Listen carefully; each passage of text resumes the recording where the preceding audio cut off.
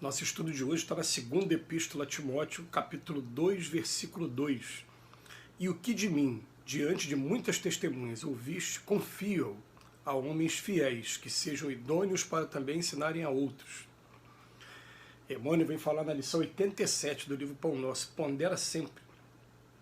Os discípulos do Evangelho, do Espiritismo cristão, muitas vezes evidenciam e sofreavam entusiasmo, ansiosos de estender a fé renovadora, contagiosa e ardente. No entanto, semelhante movimentação mental exige grande cuidado, não só porque assombro e admiração não significam elevação interior, como também porque é indispensável conhecer a qualidade do terreno espiritual a que se vai transmitir o poder do conhecimento. Claro que não nos reportamos aqui ao ato de semeadura geral, da verdade reveladora, nem a manifestação da bondade fraterna que traduz em nossas obrigações naturais da ação do bem. Encarecemos sim a necessidade de cada irmão governar o patrimônio de dádivas espirituais recebidas do plano superior, a fim de não relegar valores celestiais ao menosprezo da maldade e da ignorância. Distribuamos a luz do amor com os nossos companheiros de jornada. Todavia, defendamos o nosso íntimo santuário contra as arremetidas das trevas. Lembremos de que o próprio Mestre reservava lições diferentes para as massas populares e para a pequena comunidade dos aprendizes.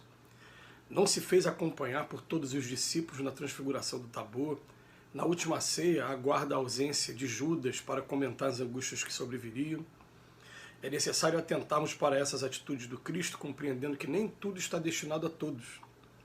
Os espíritos enobrecidos que se comunicam na esfera carnal adotam sempre o critério seletivo, buscando criaturas idôneas e fiéis, habilitadas a ensinar aos outros.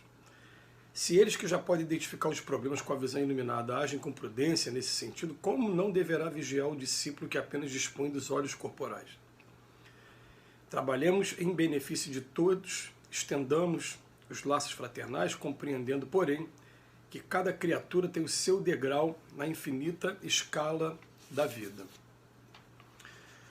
Muito profunda a reflexão de hoje, porque ela não serve somente para o meio religioso, ela vai servir para o meio profissional e para algumas empreitadas que a gente tem aí na nossa vida normalmente.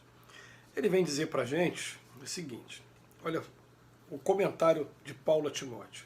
Tudo que você aprendeu de mim, na frente de outras testemunhas, confie também somente a homens fiéis. Como é que a gente vai achar um homem fiel aqui? O que vai traduzir um homem fiel?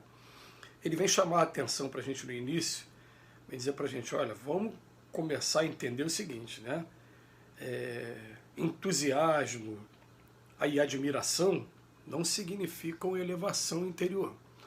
Então, muitas das vezes, né, aquela pessoa ainda cheia de problemas, como somos todos nós ainda, a gente começa a ler o Evangelho, começa a se entusiasmar, começa a ler a doutrina espírita, mas a gente sabe as chagas que nós temos, inclusive com o convite diário que a doutrina espírita vai fazendo a cada um de nós, através do autoconhecimento, a gente vai tendo ciência assim, de quais são já as nossas conquistas e o quanto a gente ainda precisa aprender ainda, acabar com os nossos vícios, né, acabar com a nossa preguiça, esse problema todo, em vez de poder ser realmente um trabalhador do Cristo em todos os sentidos. Mas o que ele vem falando aqui para a gente é o seguinte, Paulo estava naquele momento fundando os primeiros movimentos cristãos, que na verdade são esses movimentos que possibilitaram a gente nos dias de hoje ter acesso ao Evangelho e ter o Cristo perto da gente. Então ele está tomando cuidado de falar o seguinte, dentro de uma assembleia, dentro de um grupo, a gente precisa sim procurar conhecer melhor quem são as pessoas que estão convivendo com a gente para saber quais são as pessoas que a gente pode estar passando algumas atribuições. Por isso que eu estou falando, tanto no campo do trabalho, como no campo familiar também, mas principalmente ele está falando aqui no campo religioso. Ele está falando no campo religioso que vai ter um ingrediente a mais, né, que significa alguma iluminação espiritual. Os espíritos dizem que não existe ninguém perfeito aqui na Terra, tudo bem. Mas eles não cansam de afirmar para a gente que eles querem aquelas pessoas que têm vontade de melhorar, que estão com determinação de melhorar. Eles sabem que a melhora não chega de uma hora para outra, que a natureza não dá salto. Então não interessa o degrau que você esteja.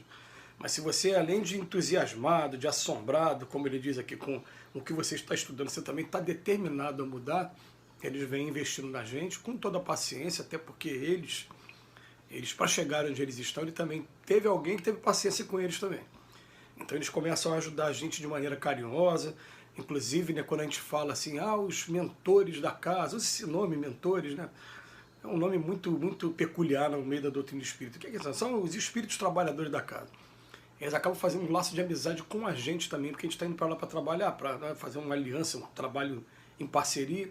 Então eles acabam sendo nossos amigos também em todos os momentos da nossa vida.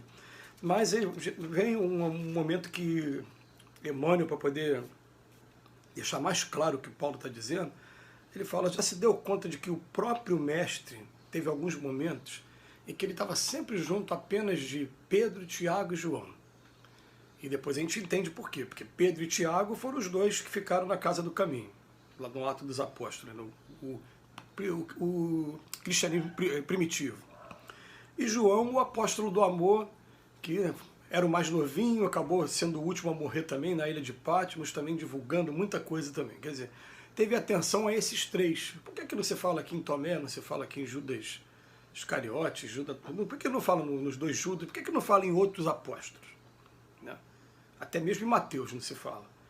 Porque Jesus teve aquela visão, ele falou, peraí, Pedro é uma pessoa que vai se determinar mais. Então, isso vale a pena, sim, a gente começar a fazer essa análise, mas como é que a gente vai fazer, então?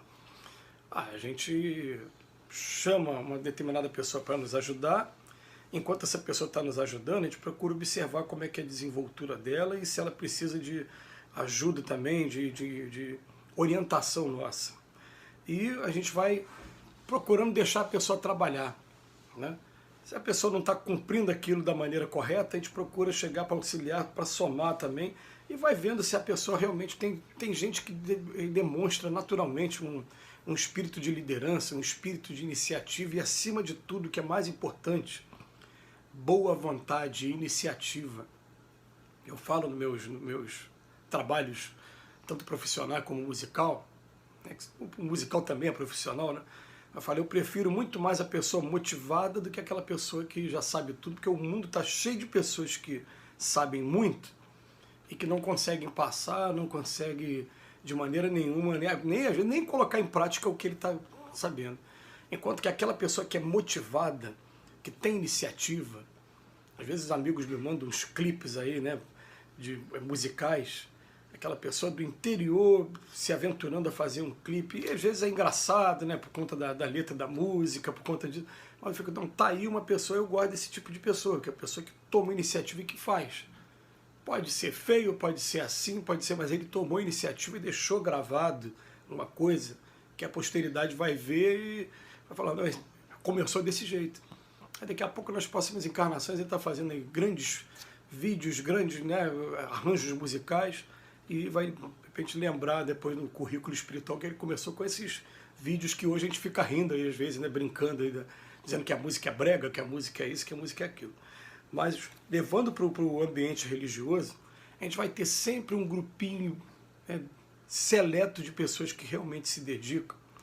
E, por exemplo, eu tomo como referência aqui o Centro Espírita Leon Denis, que a gente conheceu um pouquinho do Centro Espírita Leon Denis. É um centro espírita que tem uma frequência muito grande com relação às demais casas do Estado, do movimento espírita aqui do Brasil, né? Tem um movimento muito grande de pessoas.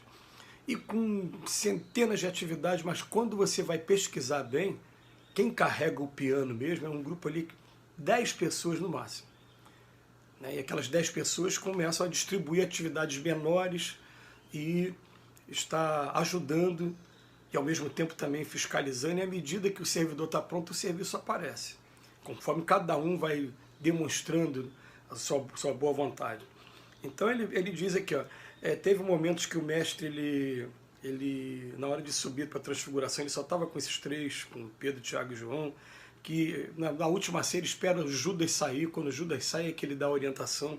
Tem coisas que não dá para você falar na frente de todo mundo, e não é de forma nenhuma preconceito, é simplesmente você aprender a respeitar o momento de cada um, entender que cada fruto tem um momento de amadurecer, e entender mais ainda, nós ainda somos os frutos verdes para muita coisa, e a espiritualidade tem paciência com cada um de nós, e vai trabalhando as coisas no momento certo, na hora certa.